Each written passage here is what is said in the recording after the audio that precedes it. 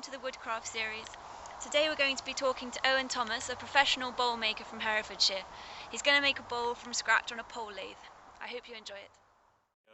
I tend to use sycamore as my favourite. There's lots of other woods that you can use, but sycamore works really nicely for me.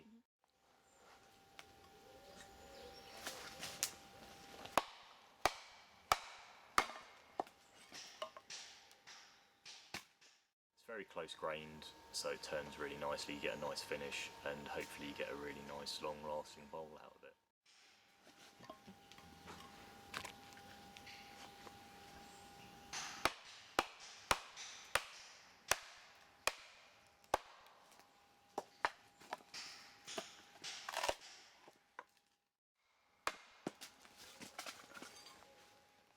So what I look for is a nice clean trunk. I don't really use anything above where the first branches throw out.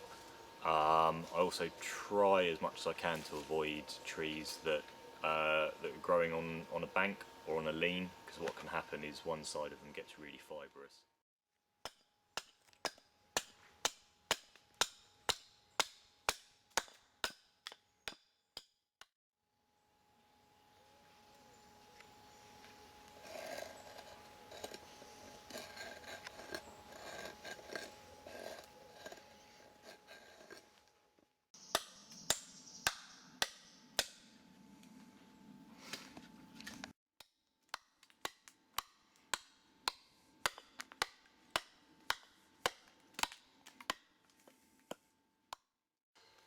So you hold the axe in the middle or at the top?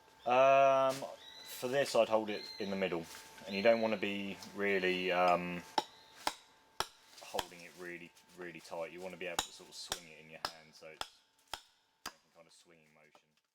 But you're doing good. Most people just aim for the surface. But you're actually supposed to aim for what's underneath it, so that's how you go through. Aim for what's underneath.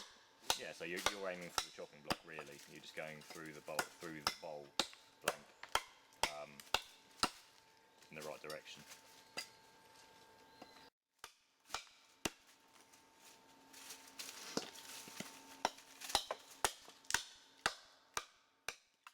I try to get it as close to bowl shape as I can, is because it's a lot easier to remove large amounts of material with an axe than it is to turn them off on the lathe.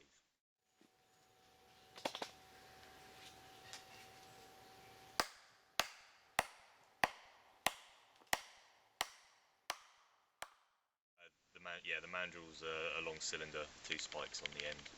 I knock that in, make sure that it's central, make sure that I haven't messed up the axing too much, and then I put it onto the lathe, making sure that the mandrel is running straight in between the 2 points.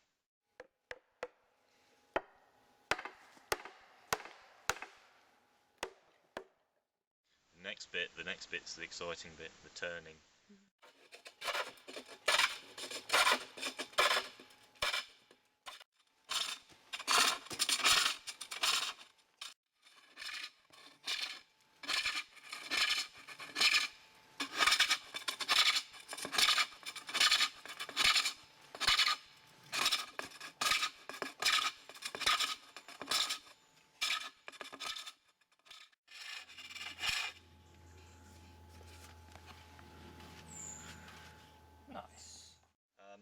So these are all tools that I've made myself.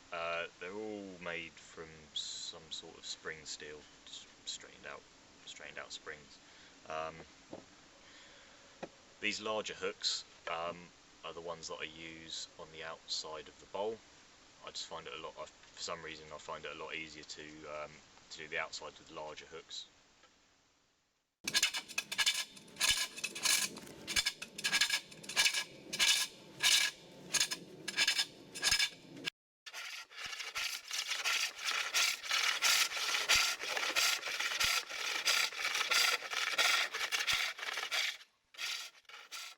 So what you're doing now is nesting the bowl.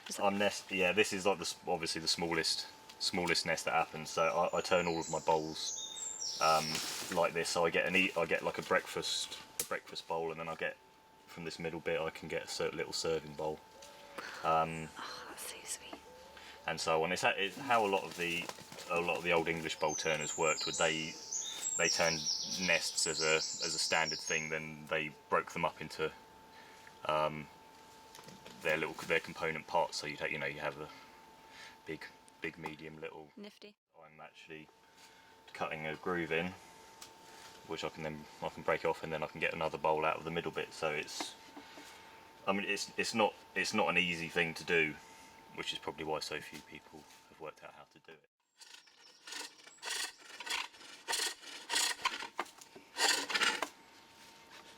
I think that's probably enough.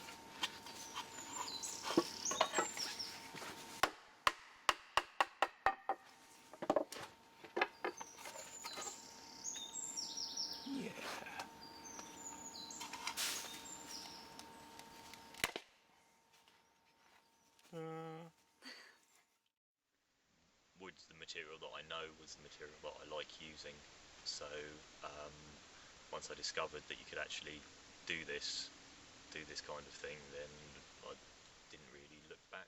I think it's just people craving simplicity. Everyone craves simplicity.